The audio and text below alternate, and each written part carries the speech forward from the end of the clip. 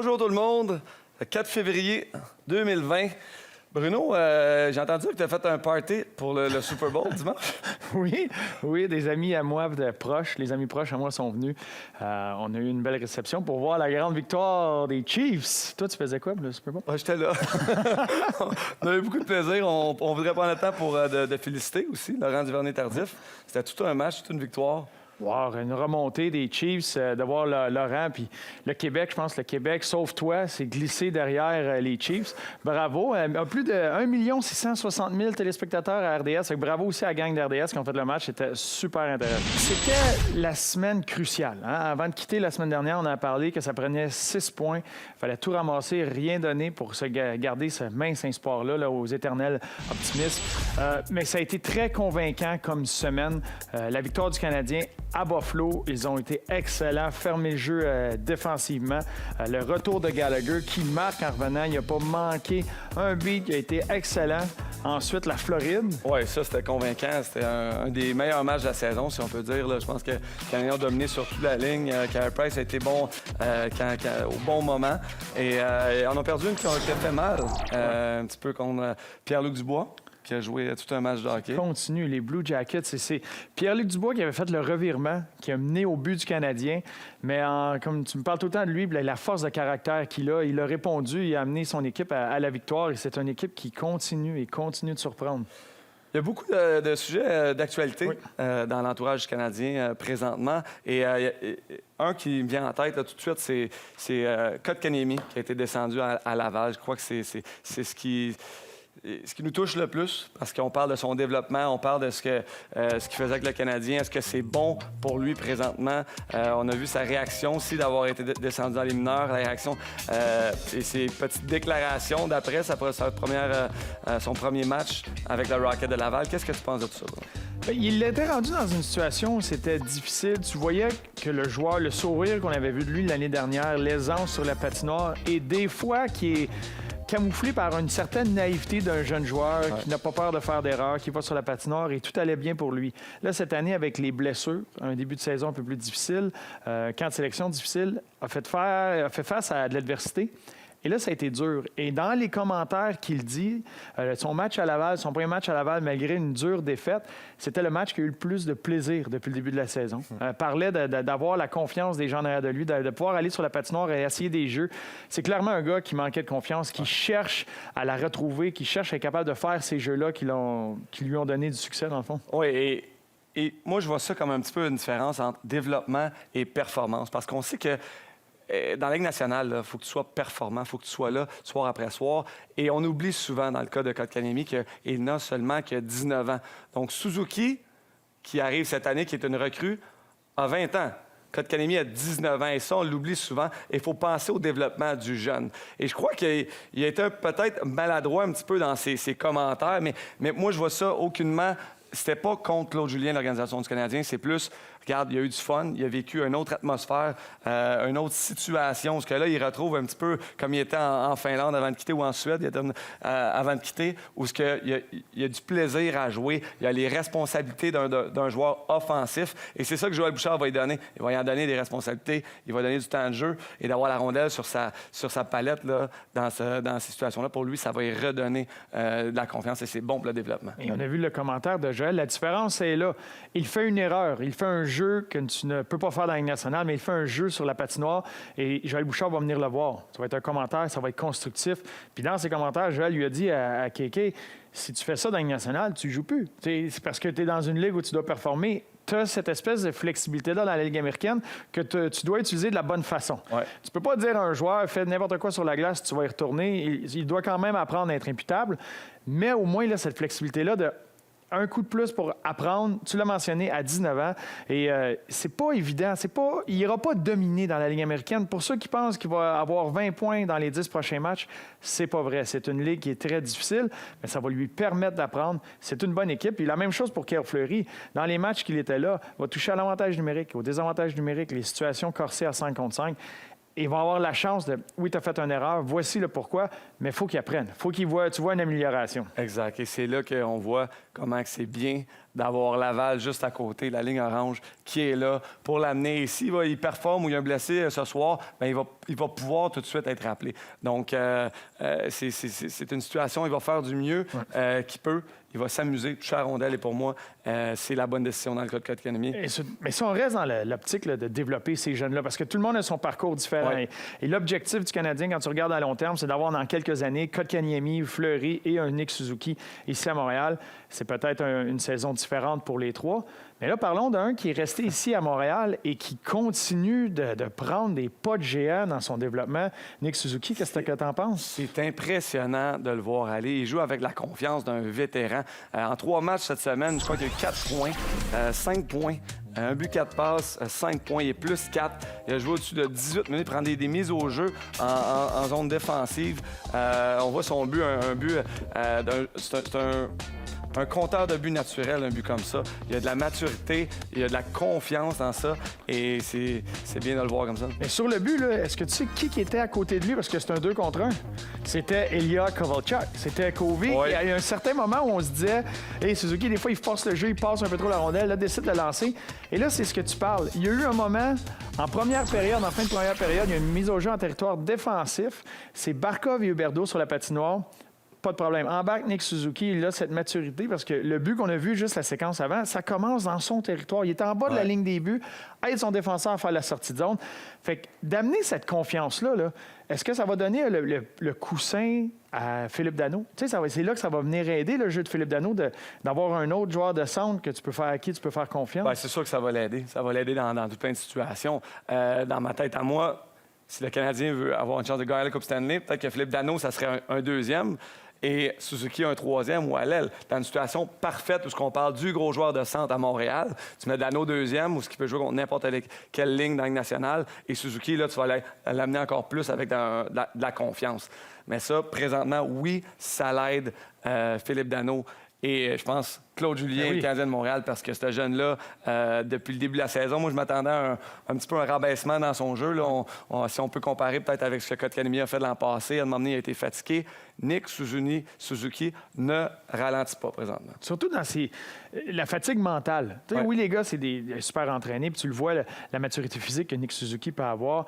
Il est costaud, il est capable de protéger la rondelle, mais c'est la fatigue mentale ou de faire des erreurs. Mais sa gestion de rondelle est tellement bonne. Et d'avoir ce genre de joueur-là qui peut être solide avec la gestion de rondelle, ça te permet sur la route de mieux jumeler tes trios. C'est plus facile. Tu peux garder Philippe Danault une présence sur le banc juste pour être capable de le placer contre le bon joueur. Ça donne des munitions à Claude Julien et ça vient simplifier les choses. En parlant de Philippe Danault, est-ce que tu crois, Bruno, qu'il s'ennuyait de son bon chum Brendan Gallagher? Je pense que le Canadien... Tout le monde s'ennuyait. Exactement. Moi, je m'ennuie de lui parce que je regarde un match du Canadien et j'adore le voir performer. Il est tout de suite retourné, malgré une commotion, une blessure qui est quand même très, très difficile à revenir.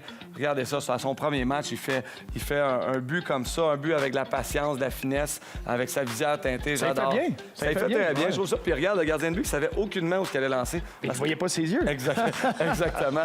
Mais c'est un gars qui joue avec émotion, intensité, on le voit tout de suite. Regarde, il est devant le filet, il est partout. Là, il fait une déviation à la Max Talbot. C'est vraiment impressionnant de voir jouer. Et comme je dis, pour moi, là, Gallagher, c'est pas mal l'âme de cette équipe-là. Et c'est pas qu'il est revenu au bon moment, mais je dirais dans un moment où les choses vont devenir très intenses jusqu'à la fin, parce que les joueurs vont faire un push. Ils vont faire une poussée, tout donner, mettre sur la table. Et le gars au centre de tout ça, c'est un Brendan Gallagher. Fait de le revoir, puis de ne pas avoir manqué aucune... Il y avait le même rythme. Fait que la même intensité, puis c'est pas évident pour un joueur qui revient d'une blessure comme ça à la tête. Et tu peux avoir une hésitation dans ton jeu, mais ça n'a vraiment pas paru dans son cas. Bruno, on approche de plus en plus, on va en parler, je pense, d'ici la date des limites de transaction. Est-ce que Marc Bergevin va transiger? Parce qu'on voit Kovalchuk, de semaine en semaine, match en match, sa valeur ne cesse d'augmenter. Il est là, il se présente, il a du plaisir à jouer, il marque des gros buts, il fait des beaux jeux à 6 contre 5 en fin de match. Est-ce que tu crois que ça va être qu'il va se faire échanger? Selon moi, oui, dans la situation. Et c'est excellent ce qu'il fait à Montréal, mais c'est une situation particulière où l'intensité qu'il a présentement, l'énergie, l'enthousiasme qu'il amène, c'est un gars qui s'est présenté, il restait 39 matchs. Et il avait juste ça pour son occasion. Il veut gagner une coupe, il parle de gagner une coupe. Mais il faut encore qu'il prouve. S'il veut revenir, rester dans la Ligue nationale, c'est là qu'il faut qu'il prouve. Puis pour le Canadien, il faut que tu sois à l'écoute. Et si ça marche, bien, tu viens d'acheter un choix repêchage pour quelques centaines de milliers de dollars. Et il y a bien des équipes qui aimeraient ça d'acheter des choix repêchage comme ça parce que c'est l'avantage qu'il a. Il coûte pas cher. Il peut rentrer dans des masses salariales, que ce soit à Pittsburgh, que ce soit à Toronto, n'importe où. Dallas, il peut rentrer dans ces masses-là parce qu'il ne gagne pas beaucoup. Exactement. Moi, je pense que Marc Bergevin va peut-être avoir une discussion avec lui. Il va demander, est-ce que tu veux aller gagner Coupe Stanley? Parce que je ne veux pas nécessairement t'en empêcher. Et ça, c'est important pour lui. S'il dit à Marc Bergevin, moi, j'aimerais ça avoir une chance de gagner cette année, parce que le Canadien, on va le savoir dans une semaine ou deux, mais on verra ce qu'il va faire. Donc, restez avec nous. Tout de suite après la pause, on s'entretient avec Jonathan Bernier.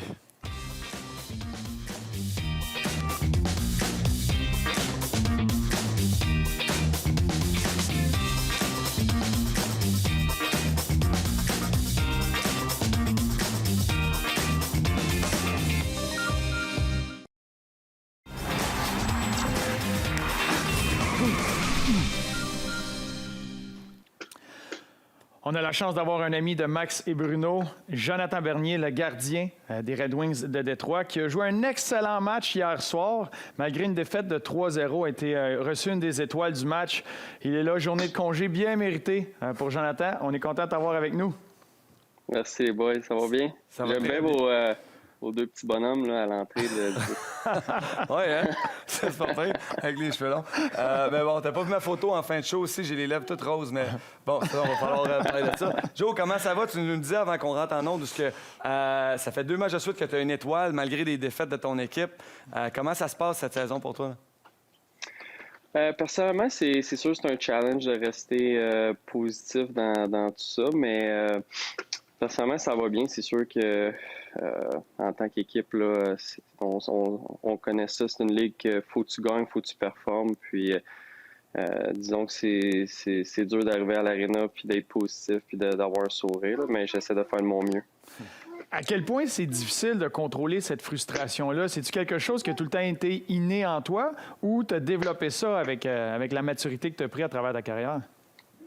Je pense que la maturité, quand j'ai joué à Toronto, j'ai trouvé ça vraiment dur. On était un peu dans la même situation, dans un rebuild. Puis, je dirais, j'ai appris beaucoup de cette expérience-là. Puis, j'amène un peu la même mentalité que j'ai pu apprendre, de juste focuser sur toi-même, d'arriver tous les jours, de te préparer comme tu ferais d'habitude, puis de contrôler les choses que tu peux contrôler. Donc, je trouve que je fais un meilleur job à Détroit que j'ai fait à Toronto.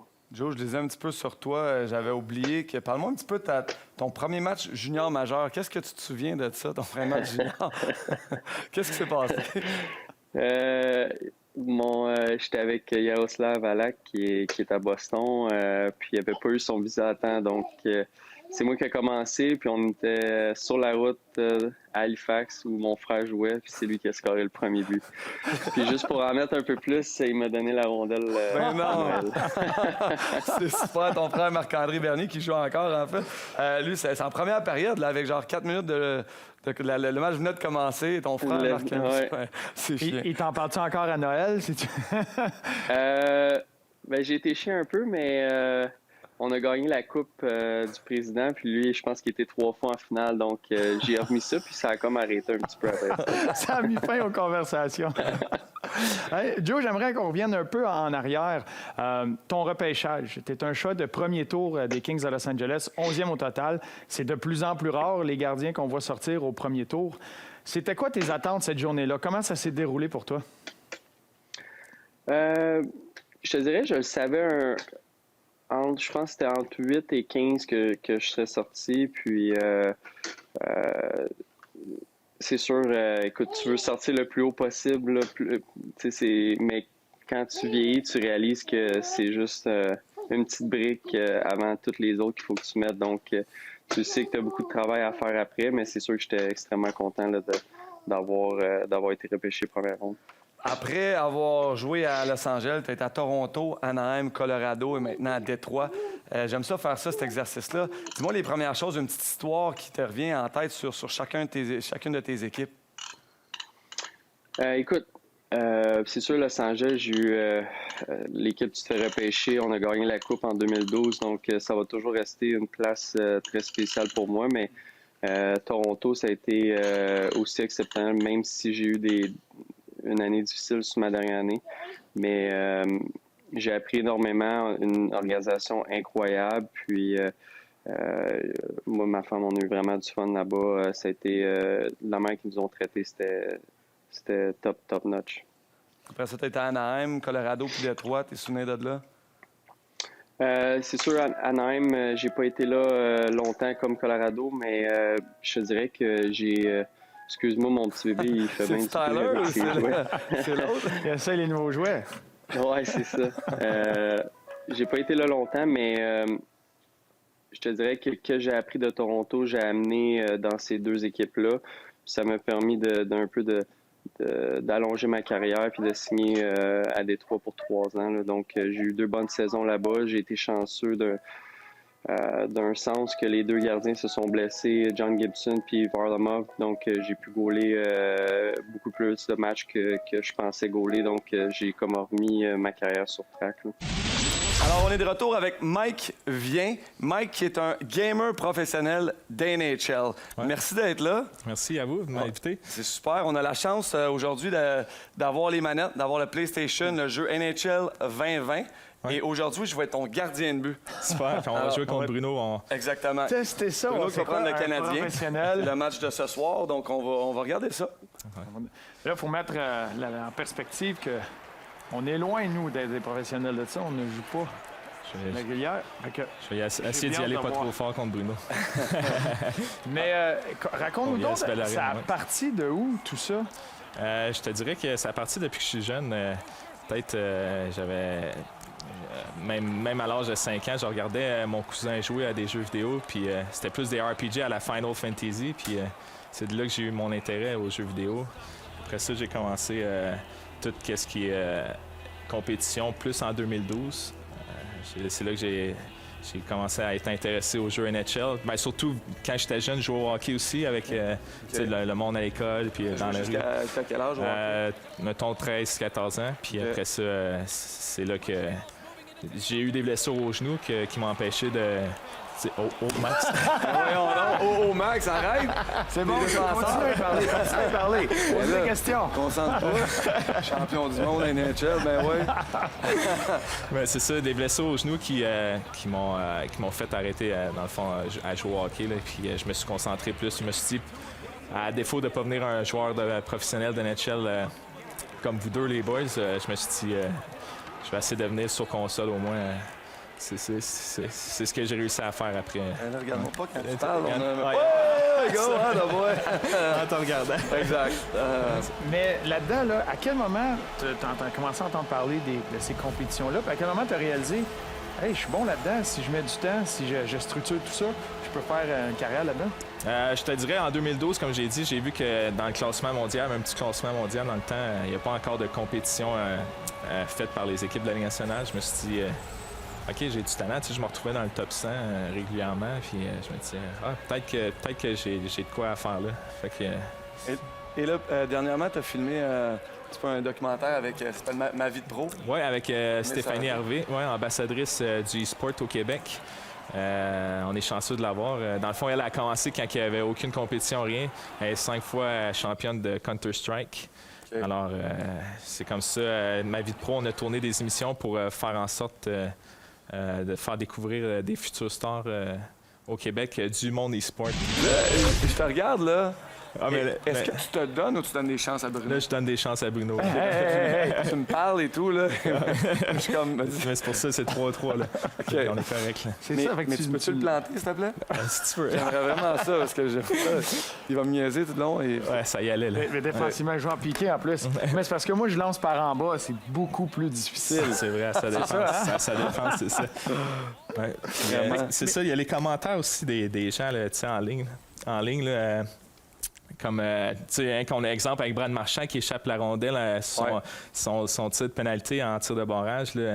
J'ai aimé la réponse de Marchand. Tu sais, nous aussi, on fait face à des commentaires comme ça en tant que, vu qu'on est un peu de célébrité, un petit peu de célébrité. Et tu t'exposes à travers tout ça. On s'expose, exactement, comme vous sûrement quand vous jouez, quand vous avez joué aussi, là, vous étiez exposé, mais les commentaires méchants, dans le fond, comme ça, c'est tout du monde qui ne connaissent pas vraiment ça. Alors, c'est facile de critiquer. Ah oui. C'est sûr et certain. C'est pour ça que les commentaires de Marchand, je l'ai bien aimé. Quand il embrasse la coupe. Ah ouais. Ouais, c'est la Après, meilleure il a dit, vous rêvez d'être moi dans votre cour arrière. C'est un commentaire en or. Toi, est-ce que tu répliques avec des photos de tes médailles? Je réplique pas, là, mais j'aimerais ça des fois pouvoir répliquer. Mike, merci d'être venu. C'était vraiment le fun. C'est plate qu'on n'a pas gagné. 3-3. Tout le monde est content. Après la pause, on fait les paris LNH.